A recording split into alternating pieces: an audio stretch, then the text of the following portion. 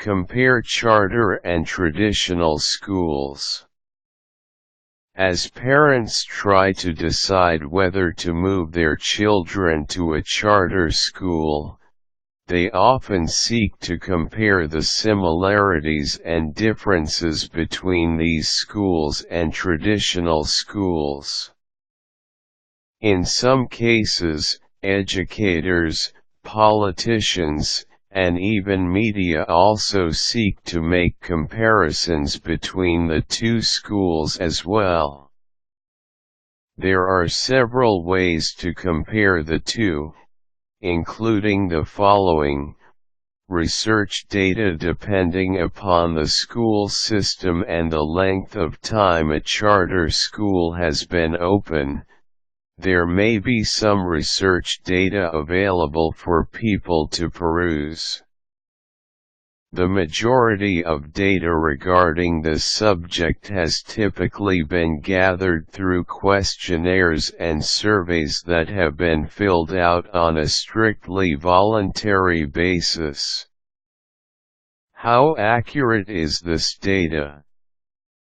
The answer really depends on how the data was gathered and assessed. Because charter schools are relatively new in many states, basing a decision entirely upon research data may be misleading. School populations: when comparing traditional and charter schools, school populations should also be considered as a prominent comparison factor. Parents, administrators, and educators should consider the socioeconomics of the student body as well as the ratio of males and females in each charter school in comparison to the socioeconomics and gender of nearby traditional facilities. Academic achievements: academic standards and achievements can be difficult to track without using a set standard of criteria. While overall grade point averages, GPAs, can always be considered, very often standardized achievement test results are used as indicators for a school's success. Care must be taken when using this type of comparison, however, especially if the socioeconomics between a traditional and charter school greatly differ.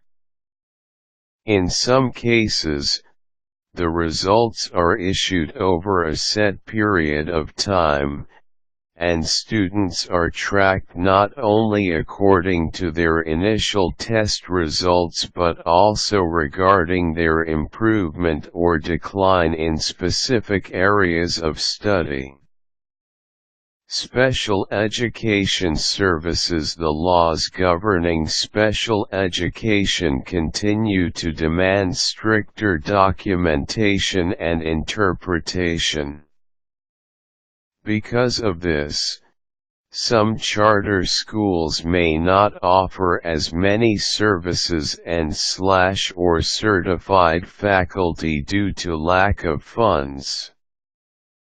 In other words, while no public school can discriminate concerning the enrollment of students, a school may not be able to provide adequate facilities and/or instruction for those students labeled as special needs. Accessibility: in some cases, those families who rely heavily on public transportation may feel discouraged regarding the accessibility of a charter school, and this is another area of comparison with traditional schools. For those public schools which offer bus services, a charter school may not compare as favorably, especially for those families who are poor or considered a minority.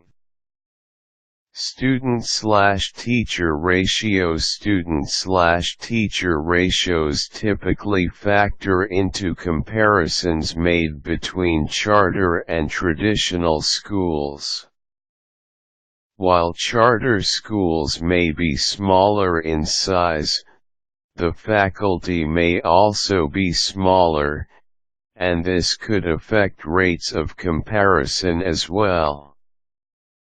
Certified staff. Finally, when making comparisons between traditional and charter schools, the ratio of certified staff should be looked at as well. In some cases, a charter staff may not employ all certified personnel, a point that is often associated with private institutions. With laws such as No Child Left Behind, however, this issue must be addressed in order to ensure that all schools are in compliance with federal education requirements. Quick tips: consider student/teacher ratios, certified personnel ratios, and transportation options. Useful links: U.S. Charter Schools Center for Education Reform,